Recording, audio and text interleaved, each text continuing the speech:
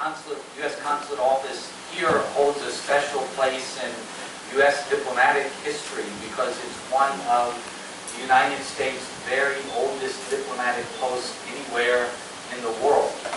The historical records are a bit fuzzy, but it's among the first 2 or 3 consulates to be formed, and our first president, George Washington, appointed the first consul, Mr. Benjamin Joy, in 1792.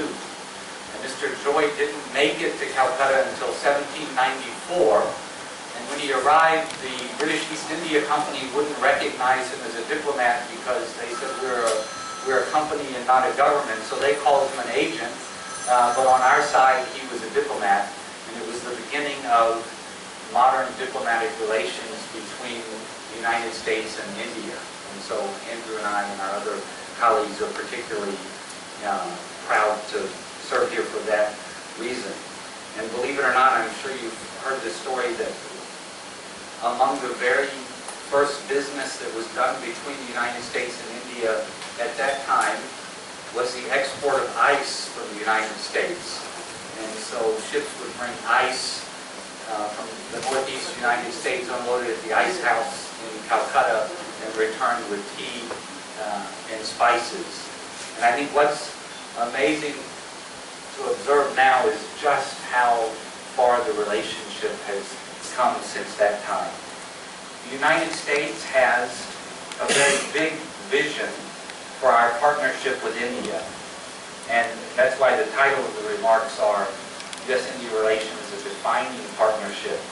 Because President Obama has said, I quote, "I firmly believe that the relationship between the United States and India can be one of the defining partnerships of the 21st century." And what that means is this: when the United States looks at India, we believe that the United States and India, working together as 2 global powers, can do as much or more to influence the course of events in the 21st century than any other 2 countries working together. How is it that 2 countries with so many differences, and our differences are many, historical differences, cultural differences, linguistic differences, how is it that our 2 countries with so many differences could have the potential for such a... Honestly, we don't have the legacy of strong organizational and institutional ties. And in order to manage a relationship this big requires the building of a quite complicated governmental architecture that helps our 2 countries cooperate. So it was only, and coordinate together.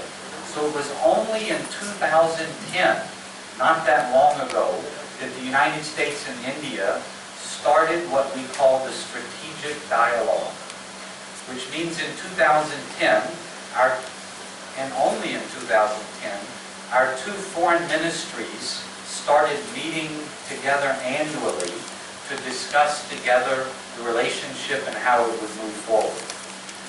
And then last year was a big milestone because we expanded the organizational building structure and moved it from being just a strategic dialogue to become a strategic and commercial dialogue. And what that means is, now not only do our 2 foreign ministries meet together annually, but at the same time, our 2 ministries of commerce meet together annually, all at the same time. The United States does it with China, but there are very few other countries that we have that kind of relationship with. So that first meeting of the Strategic and Commercial Dialogue was last September 2015 in Washington. We're planning the next Strategic and Commercial Dialogue for Delhi, most likely in Delhi, most likely this summer. The date hasn't been fixed yet. But what that dialogue involves is coordination of more than 80 different working groups and task forces working on a wide variety of things where the United States and India are partnering together to do more than either one of us could do alone. And so what I'd like to do with my remarks this afternoon is, from among those more than 80 different things, I want to highlight just five areas where we're working together. These are some exciting things, but it's also a representative sample of kind of the breadth of progress we've made in the trade and investment relationship. In 2005, only 10, 11 years ago, total bilateral trade between the United States and India was only $30 billion US. Last year, it was more than $105 billion. And even that figure is too small. And so Prime Minister Modi and President Obama have set a goal of reaching annual bilateral trade of $500 billion. Because if you look at the $105 billion, a strong agreement on our shared interest in terms of a very robust defense relationship.